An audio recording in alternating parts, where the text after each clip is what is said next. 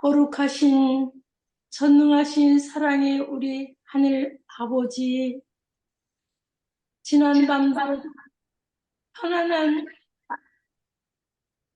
밤도 편안한 안식처 아버지 품 안에서 피곤을 풀어주셔서 감사하고 감사합니다. 아멘. 또 새 생명 연장해 주셔서 또한 아버지 감사합니다. 아멘. 용서받고 구원받은 우리 힐탑의 하늘 가족들에게 오늘 또 이 새벽 제단에서 준비하신 아버님의 생명의 말씀으로 승리하는 하루를 시작할 수 있도록 성령님 말씀하옵소서. 네. 그리고 아버지 찬송과 영광과 예배를 받으시옵소서. 아멘. 그리고 저희들도 새 힘을 얻고자 애타는 마음의 소원들을 자 가지고 아버지 앞에 나왔습니다. 주님, 복된 삶, 순종의 순교의 정신으로 환난과 어려움 어떠한 환경이 있을지라도 우리 주님의 사랑의 십자가 말씀으로 약속해 주신 모든 그 귀하신 우리들을 사랑하는 주님의 그 말씀으로 우리가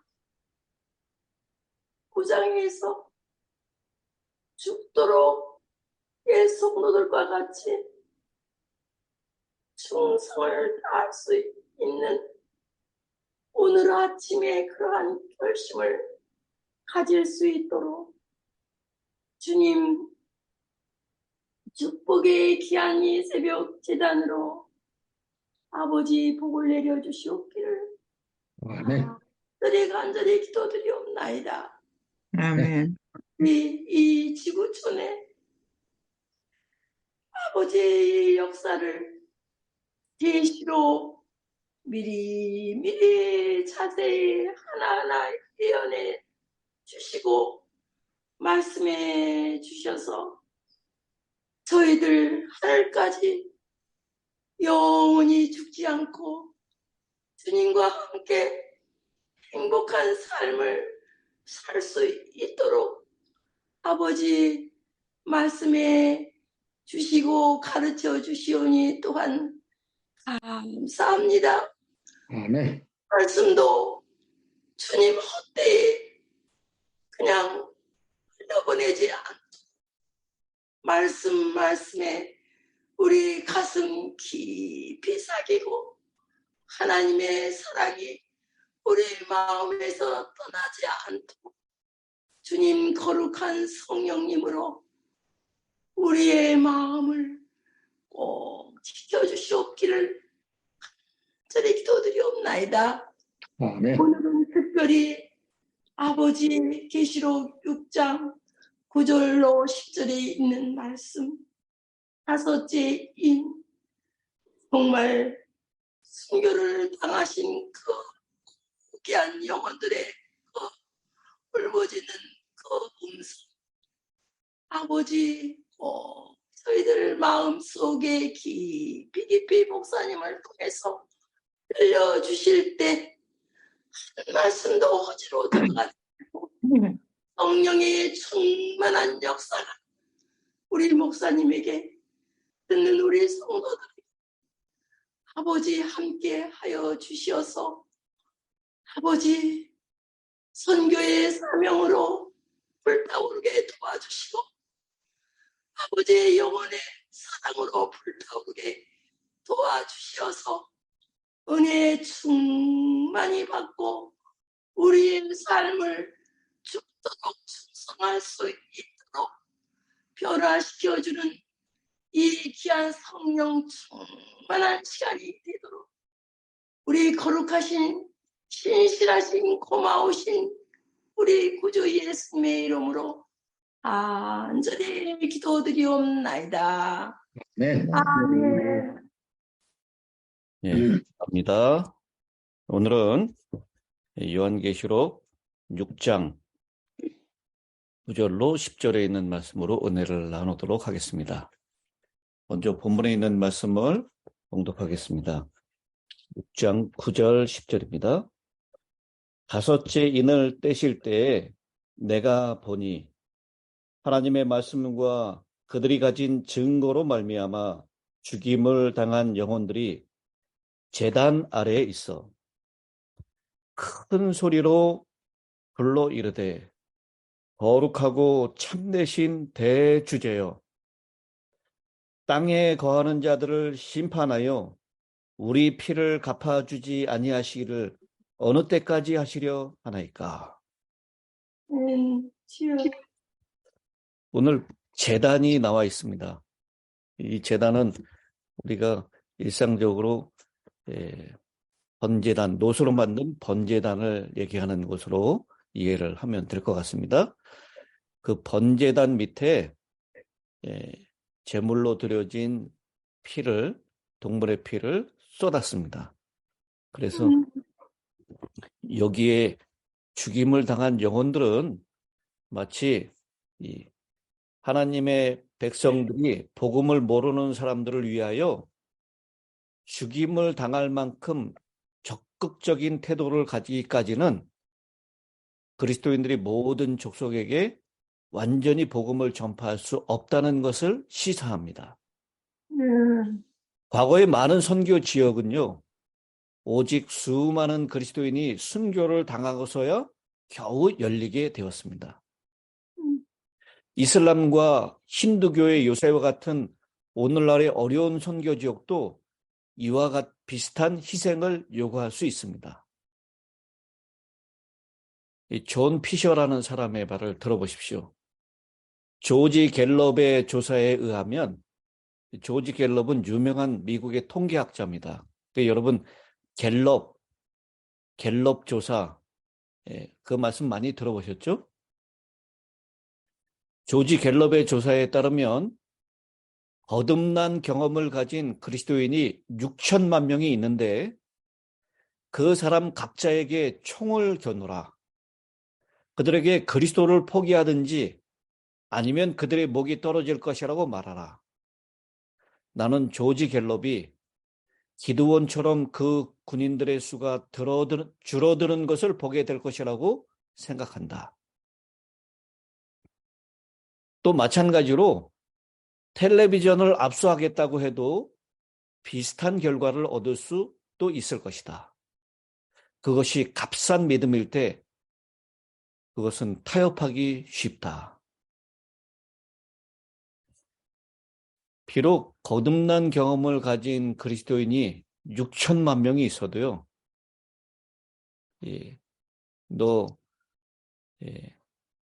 그리스도를 포기하든지 목숨을 포기하든지 결단하라라고 했을 때 마치 기드온의 군인들의 수가 줄어드는 것처럼 줄어들 것이다.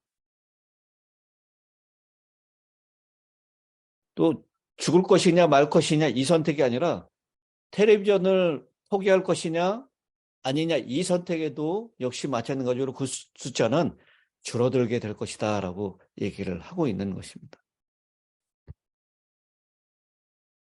19세기 말엽에 허드슨 테일러는 그가 중국 선교를 위해서 도우미를 모집했습니다.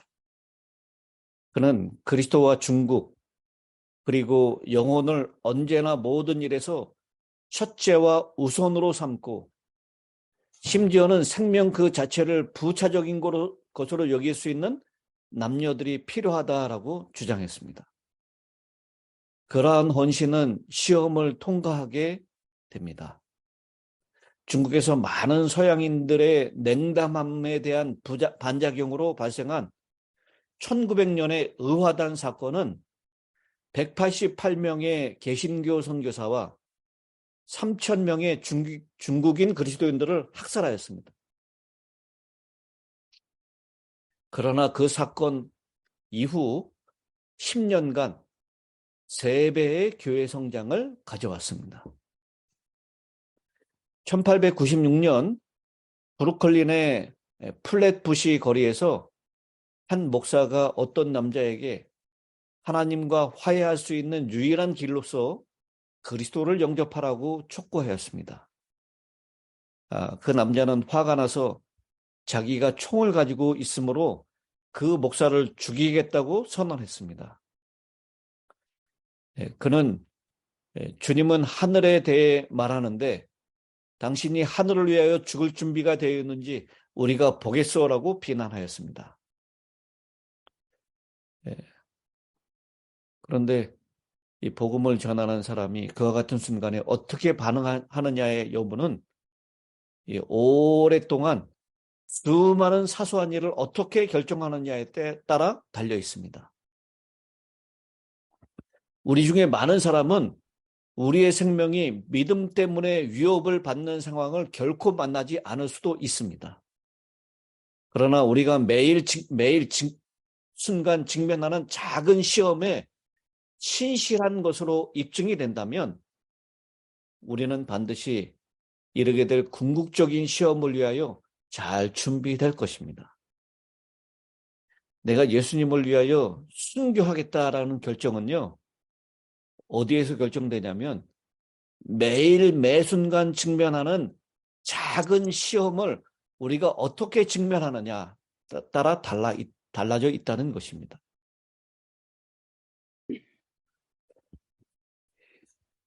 이 브루클린의 플랫부시 거리의 사건에서 총을 가진 그 사람은 결국 어디론가 사라져 버렸고 심지어는 이튿날 돌아와서 용서를 구하고 그 목사님의 교회가 어디에 있는지 물었습니다. 순교자의 믿음은 어떤 사람이 죽든지 살든지 간에 항상 열매를 맺습니다. 오늘 5째 인을 뗄 때 죽임을 당한 영혼들. 근데 무엇 때문에 죽임을 당했습니까? 말씀. 네. 말씀과 하나님의 가진 말씀과 증거를 그들이 가진 증거로 말미암아. 그래서 여기 하나님의 말씀 때문에 혹은 그들이 가지고 있는 증거 때문에 죽임을 당한 영혼들, 3글자로 뭐라 그럽니까? 순교자요? 순교자라고 얘기하는 것입니다. 요한계시록 1장 2절에 있는 표현을 한번 보십시오. 요한은 하나님의 말씀과 예수 그리스도의 증거, 곧 자기가 본 것을 다 증언하였느니라. 여기도 하나님의 말씀과 자기의 증거를 다 증언한다 라고 얘기했어요. 그리고 1장 9절에도 보십시오.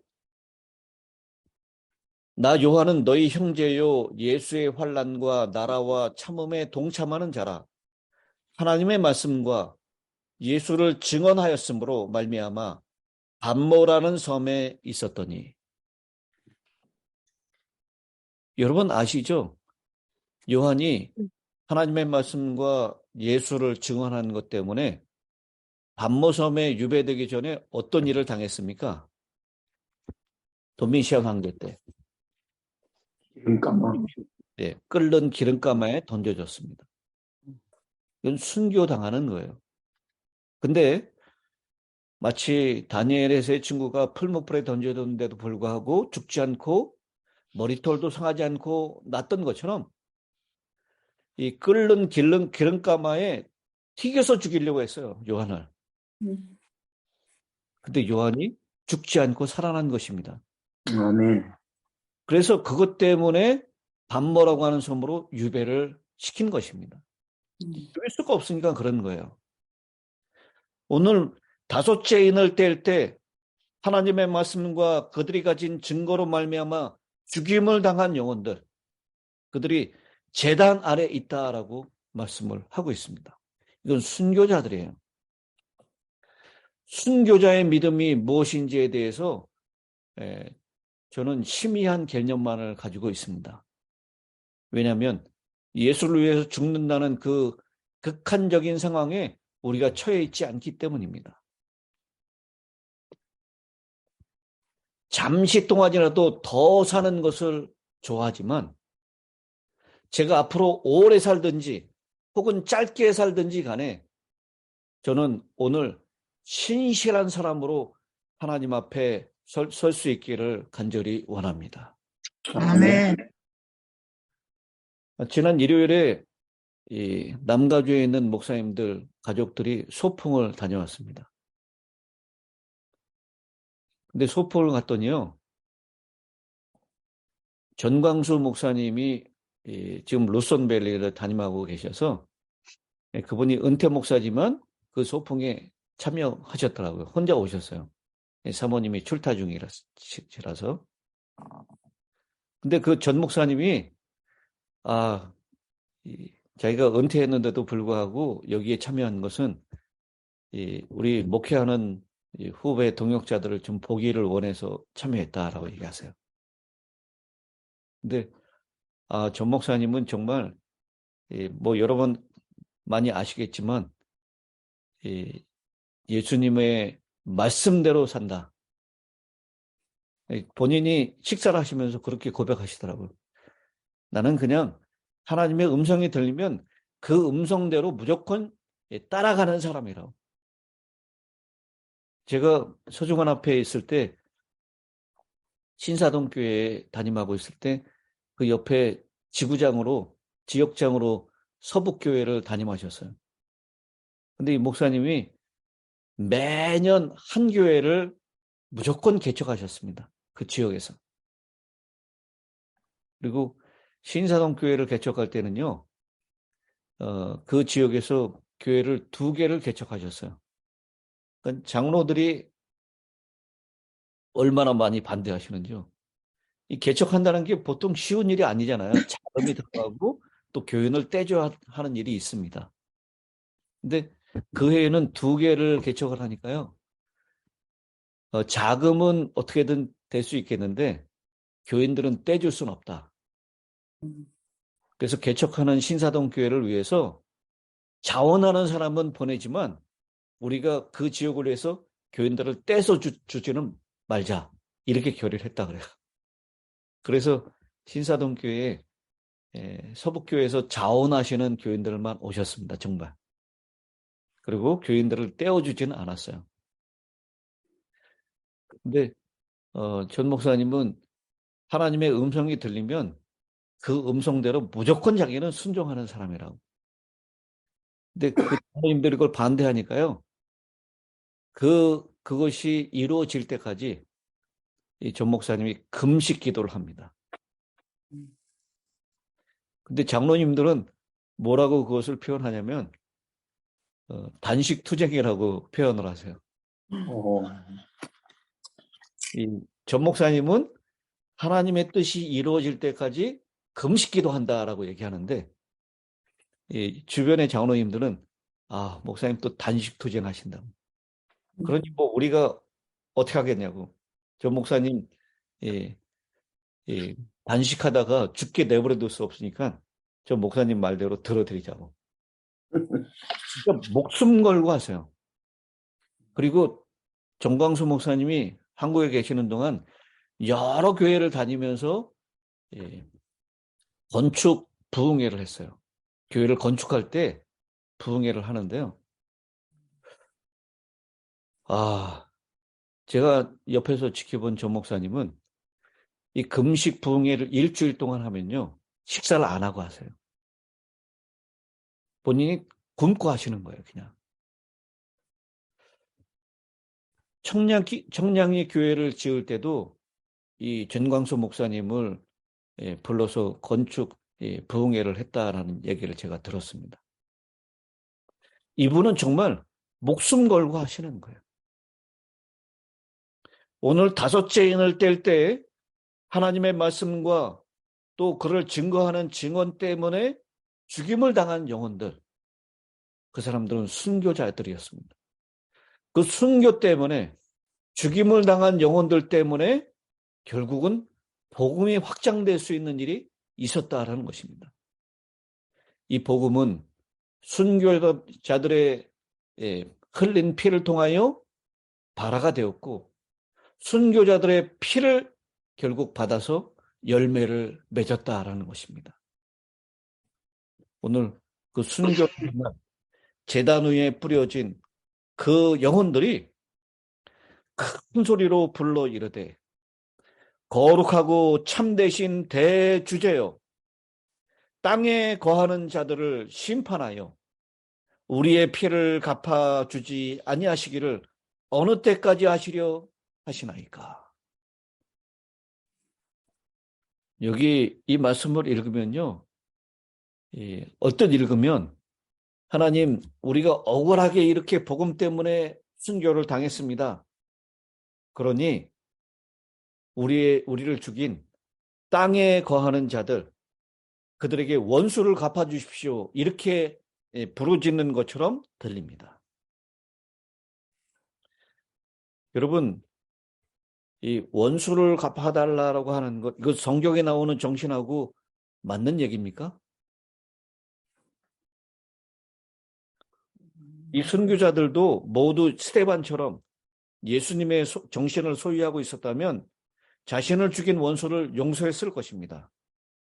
그러므로 이 말은 순교자들의 호소라기보다는 하나님께서 그 원통함을 풀어주시겠다는 뜻으로 이해하는 것이 바람직합니다.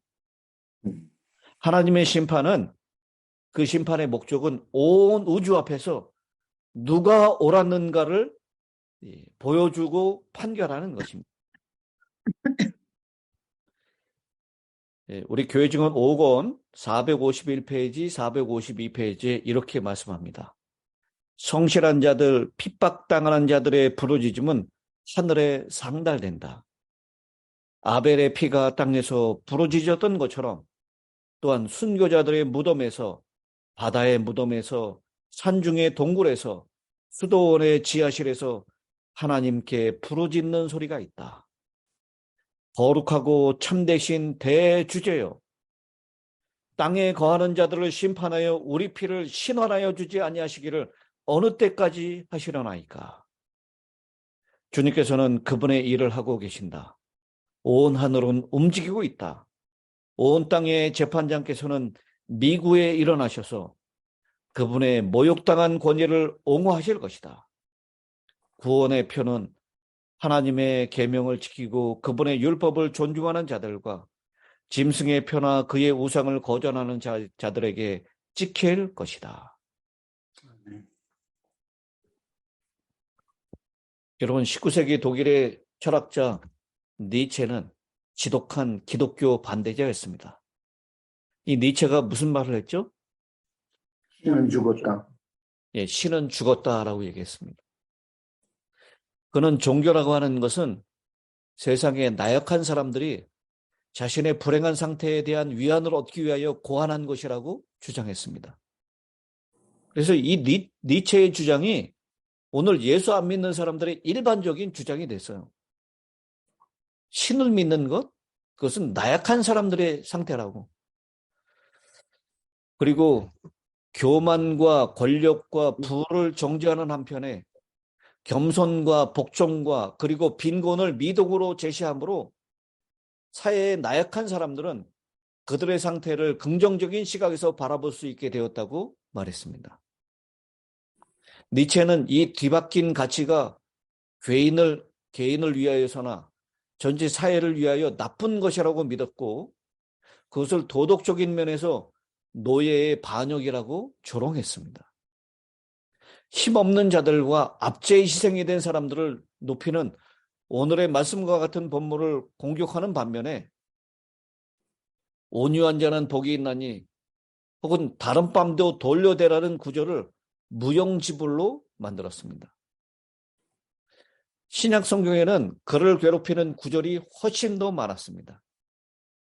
너희 중에 누구든지 크고자 하는 자는 너희의 종이 되어야 하리라.